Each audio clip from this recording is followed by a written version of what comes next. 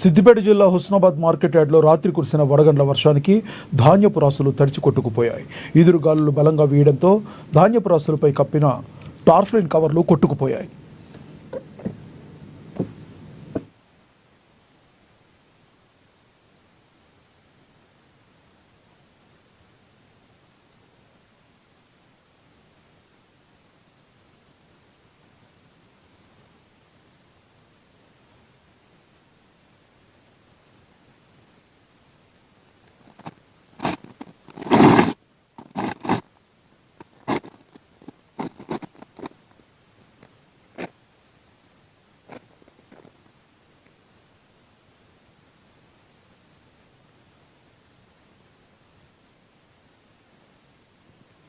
ఈదురుగాలులు బలంగా వీయడంతో ధాన్యపు రాసులపై కప్పిన టార్ఫ్లిన్ కవర్లు కొట్టుకుపోయాయి.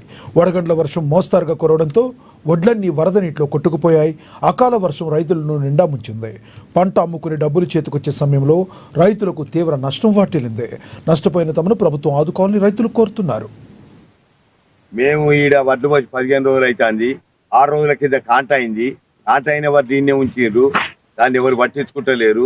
ఓ మీటింగ్ అని పెట్టి రేపటి భవిష్యత్తులో వానకాలం వడ్లు పెట్టాలి, ఇది పెట్టాలి మందులని అన్నారు. కానీ రైతు గురించి ఎవరు పట్టించుకుంటలేరు, ఎవరు చెత్తలేరు.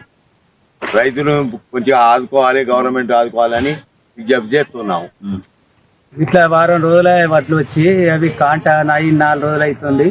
ఈ వరకు వాళ్ళ లారీలు వచ్చలేదు, వాళ్ళు తీసుకుపోలేదు. మమ్మల్ని మస్తు ఇబ్బంది పెడుతుంది. తడిచిన ఇసుతో మమ్మల్ని మళ్ళీ దింపిపోయి ఉంటుంది. చాలా ఇబ్బంది అవుతుంది మాకు.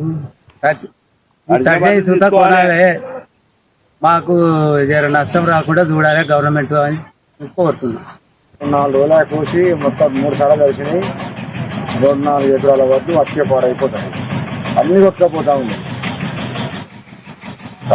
కలిసిన అప్పుడు తీసుకుని ఇప్పుడు తీసుకుంటలేదు. అడ్లెట్ ఇవ్వాలని ఇట్లా అంటే ఆరబెట్టాలంటే అది కలిసిన